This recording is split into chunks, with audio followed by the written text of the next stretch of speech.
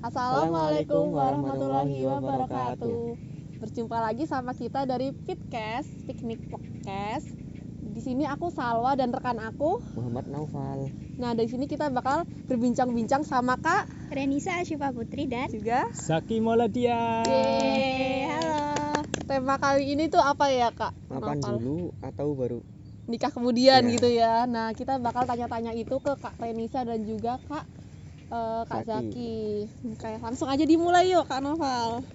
Pertanyaannya buat Kak Renisa dan Kak Zaki, apakah menurut kalian mapan dulu baru nikah atau nikah dulu baru mapan kemudian? Bisa dijawab? Menurut saya mending mapan dulu baru nikah. Kenapa? Karena kalau mapan di awal lalu menikah lebih gampang ngatur Keuangan. Keuangan. Gitu ya.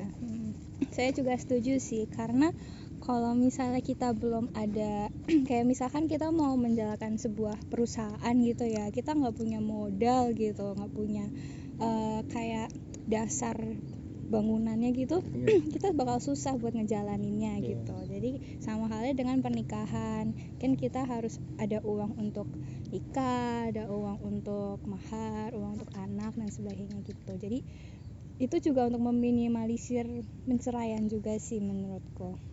Jadi menurut kakak berdua ini mapan dulu baru nikah. Sama, iya mapan Iya, dulu mapan berarti dulu. dari pihak cowok maupun cewek sama-sama lebih Iya, mentingin mapan mapan dulu baru dulu nikah baru nih ya. Nah, terus nih aku mau nanya Kak Renisa, perempuan itu milih untuk bekerja secara mandiri secara finansial sebelum menikah atau langsung nikah aja gitu nanti setelah lulus kuliah, kerja dulu atau mau langsung nikah gitu? Iya sih, itu banyak kontroversi, kayak ada banyak dari kenalan saya yang pengen langsung nikah gitu setelah lulus atau bahkan udah punya jodoh gitu ya. Itu sih tergantung individu masing-masing gitu, kayak mungkin udah dijodohi dari lama dan cowoknya sudah mapan gitu, udah siap untuk nikah secara emosional dan ekonomi. Cuman kalau saya pribadi, saya lebih mementingkan untuk punya fondasi sendiri ceweknya gitu, kayak seandainya walaupun nauzubillah min dalik ya, laki-lakinya tiba-tiba nggak bisa kuat secara finansial gitu, kayak tiba-tiba bangkrut atau sebagainya, jadi ceweknya bisa membantu dengan ekonominya dia, jadi kayak backingan gitu lah sih. Gitu juga. Beberapa hadis juga saya pernah baca. Aduh, ada misalkan, hadisnya juga nih. Jadi kayak kita tuh harus ada dasarnya ya guys. Nih dari At-Taubah itu, bekerjalah kamu maka Allah dan Rasulnya serta orang-orang mukmin akan melihat pekerjaanmu. Jadi di Al-Quran atau hadis itu nggak ada larangan untuk perempuan mencari nafkah dulu gitu. Jadi kayak why not gitu ya sih? Biar kehidupan kedepannya tuh semakin ini ya lebih sejahtera gitu. Bener. Kalau masih gimana? Oke. Untuk yang itu ada contohnya ibu saya itu. Ibu saya dia habis lulus sekolah nyari kerja dulu. Sampai dia dapat kerja tetap yang gajinya ya bisa dibilang lumayan lah ya. Cukup, baru mencari sebuah jodoh biar lebih aman lah soal keuangan nanti, soal di kedepan harian. Iya, gitu aja sih. Iya. Itu juga pendapat umum juga sih. Terima kasih. Mungkin Kak Noval mau tanya. Ini buat Kak Zaki nih, sebagai laki-laki kan ya. Iya, siap. Beban laki-laki sebagai kepala rumah tangga pas sudah menikah itu menurut Kak Zaki apa aja? Bebannya setelah menikah ya lumayan banyak sebenarnya. Pertama dari ngurus kebutuhan pokok, terus ngurusin anak. Ya, ngurusin anak nih yang paling susah ya. Iya. Soalnya yang ngurusin anak tuh yang biasanya nangis, biasanya minta ini itu apa-apa ya gitu. Lalu kemudian yang ketiga ngurusin kebutuhan yang diinginkan, apa ya, semisal kayak bulanan kan apa ya, semisal kayak keinginan mobil buat atau jalan-jalan, apa buat gitu beli ya, apa betul, barang-barang ya. gitu. Itu juga dibutuhkan, soalnya kalau nggak ada itu ya merasa Susah. kesepian. Iya, nggak bahagia juga iya, kan nggak bahagia. Itu refreshing. Jadi sangat rumit ya. Iya, sangat rumit untuk Iya benar maaf. Jadi menurut Zaki juga itu ada dasarnya loh di Al-Quran loh, di surat Iya, betul. Al-Baqarah ayat 233. Jadi kita nggak asal ngomong gitu ya, Iya. kayak karena itu emang di Islam emang kayak gitu. Jadi di sini surat Al-Baqarah ayat 233 ditulis, dan kewajiban ayah memberi makan dan pakaian kepada para ibu dengan cara yang patut. Terus selain itu Rasulullah SAW bersabda, sesungguhnya tidaklah engkau menginfakkan nafkah atau harta dengan tujuan mengharapkan wajah Allah kecuali kamu akan mendapatkan ganjaran pahala sampai pun makanan yang kamu berikan kepada istrimu. Begitu. Iya, berarti wajib ya seorang suami itu ngasih uang buat istri sama anak-anaknya, dari hal-hal kecil sampai hal besar tuh semuanya harus dari suami gitu ya.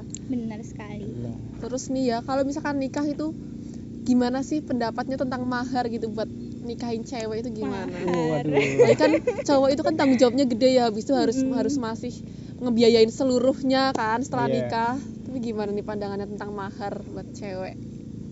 Mahar ya, sebenarnya tergantung ceweknya mau dikasih mahar berapa. Semisal ceweknya minta yang kecil, bakalan ya terbantu lah sebagai calon kepala keluarga. Tapi semisal mintanya lumayan tinggi, ya kita sebagai calon kepala keluarga harus bersedia menyediakan maharnya. mengusahakan. Harus ya. rela gitu Iya. ya. Di sini ada hadis lagi loh. Nah, Mau denger gak? bentar, kalau pandangan cewek nih kalau minta mahar tuh gimana gitu? Kalau aku sendiri sih kan sebelum pernikahan ada yang namanya perkenalan dulu ya. Apa ya namanya?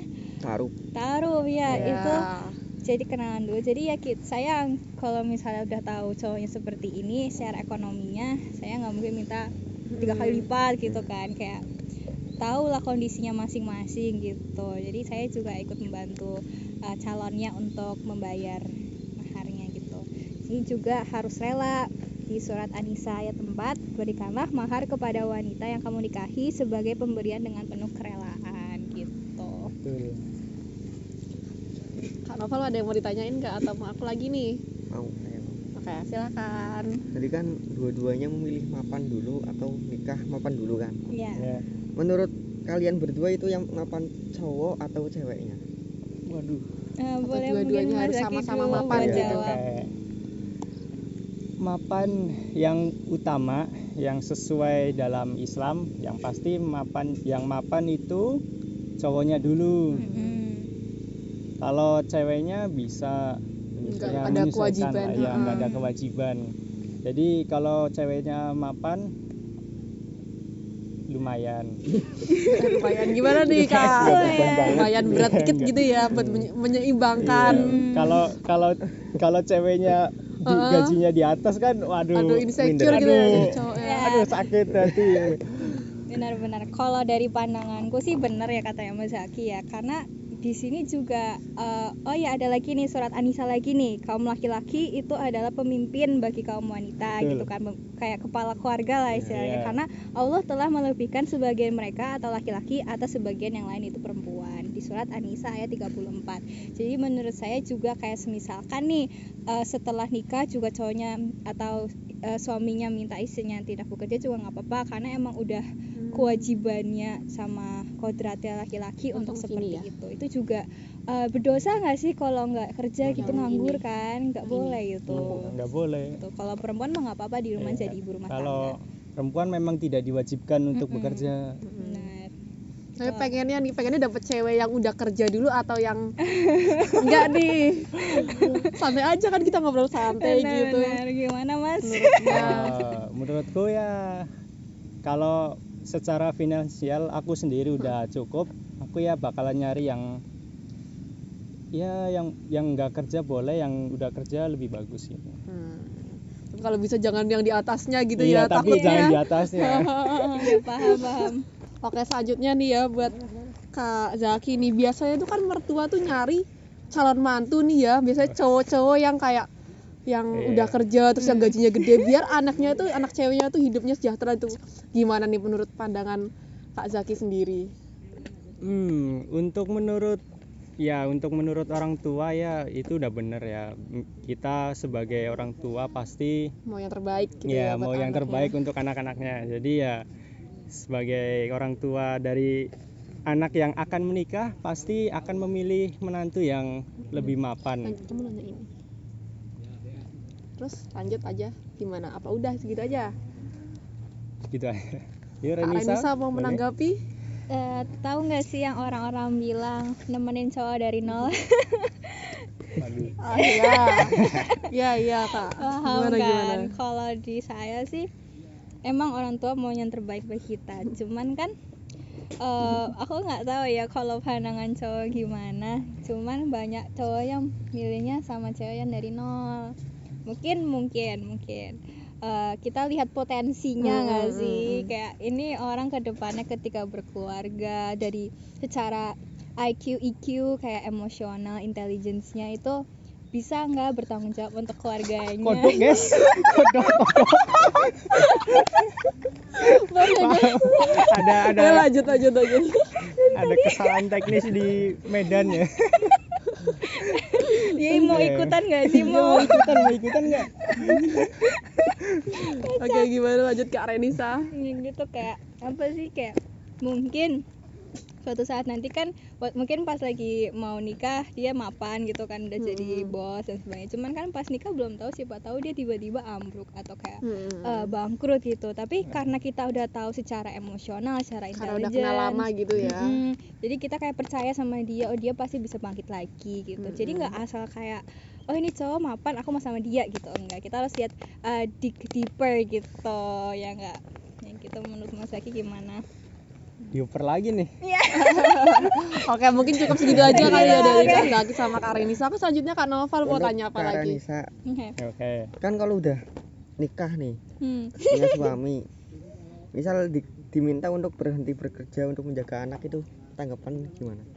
Itu Kewajiban nggak sih ya? iya, jadi saya percaya, kayak aku percaya kalau misalnya udah nikah sama seorang laki yang kayak udah bener-bener menyetujui semua hal, itu kan udah pasti percaya gitu kan. Jadi salah satu alasan orang nyari ekonomi itu juga karena kepercayaan juga gitu. Jadi ketika saya mengiyakan tuh artinya aku sudah percaya banget. Tapi banyak dari luar sana yang kayak menolak gitu kan, jadi meminta cerai gitu kan. Biar nggak terlalu ngehubungin suami. Iya gitu. Cuman lagi-lagi itu tergantung orangnya. Mereka harus diskusi antara suami sama istri, karena kan bisa aja istrinya takut gitu kan, tiba-tiba suaminya kenapa-napa. Apalagi kalau misalnya suaminya kerja di bagian militer gitu nggak sih, kayak misalnya tiba-tiba wafat gitu, ditinggal nggak ada uang untuk menafkahi lagi gitu. Jadi kayak diskusi aja gitu, ada backing out nggak, ada tabungan nggak gitu. Tapi secara agama itu wajib kan ya buat cewek ikut, kalau emang sama suaminya disuruh buat berhenti buat bekerja, berarti itu kan kita wajib. Iya, kita harus betul, ngikutin apa wajib. kata suami. Terus ngikutin apa Kan kata cari suami yang suami. benar. Waduh. Kamu ngomongnya ke aku, bukan ke mereka. Ya gitu. Boleh suami tuh bener. Yo, aku lanang. Oke guys, mungkin sekian aja bincang-bincang kita tentang topik mapan dulu, nikah kemudian. Sampai jumpa di apa ya namanya? Episode selanjutnya. Selanjutnya guys. Terima kasih. Wassalamualaikum warahmatullahi wabarakatuh. Dadah. Dadah. Anjir, sering baca penutupannya. Emang udah 15 menit? Udah.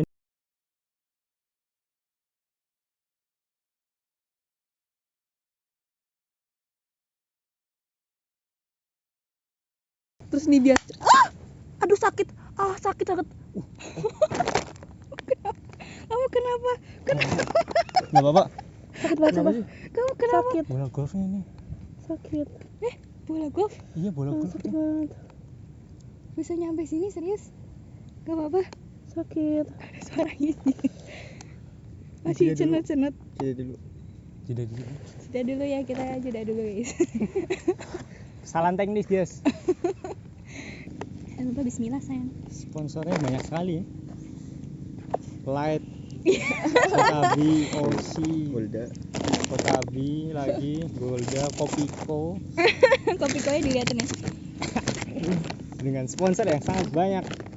Oke, yuk. Ayo. 1, 2, 3.